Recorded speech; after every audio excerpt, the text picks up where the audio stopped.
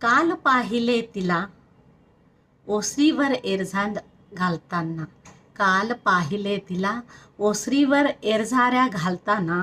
चिंतेत होती ती घरट्यासाठी जागा शोधताना. चिंतेत होती ती घरट्यासाठी जागा शोधताना.